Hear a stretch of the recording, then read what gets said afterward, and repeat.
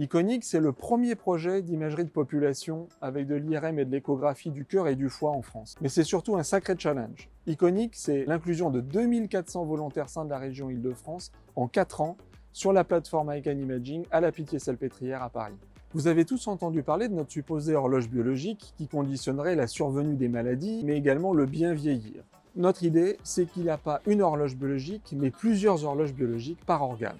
Notre objectif est d'utiliser les dernières technologies d'imagerie par résonance magnétique pour aller sonder au niveau du système cardio-circulatoire et du foie les mécanismes qui sont à l'œuvre dans l'origine des maladies et dans les processus de vieillissement. Dans Iconic, nous avons fait le choix d'une imagerie non invasive, à la fois par résonance magnétique, mais également par ultrasons, pour sonder le cœur, les vaisseaux et le foie chez des sujets de population générale qui sont sains, qui ne présentent pas de symptômes de maladie, de 20 ans à 80 ans, à parité entre les hommes et les femmes, afin d'établir un atlas de données sur l'ensemble de ces organes pour la population française.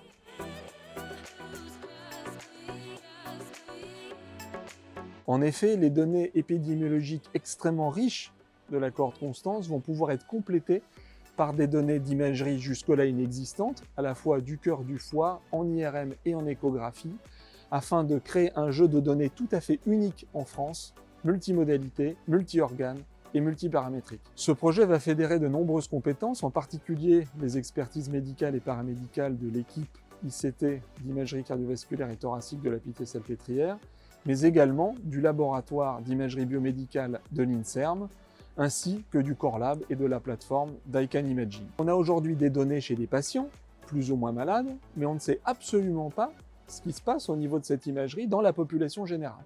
On n'a donc pas les valeurs de référence, les valeurs normales qui sont attendues en population générale. De plus, il nous manque des données criantes chez à la fois les personnes plus âgées, mais également chez les jeunes. Il est donc extrêmement important aujourd'hui de pouvoir comprendre ce qui se passe à des étapes extrêmement précoces de la vie, et également de tenir compte d'un facteur très important qui est le facteur de sexe et la différence entre les hommes et les femmes dans la naissance et dans l'évolution de ces maladies cardiométaboliques.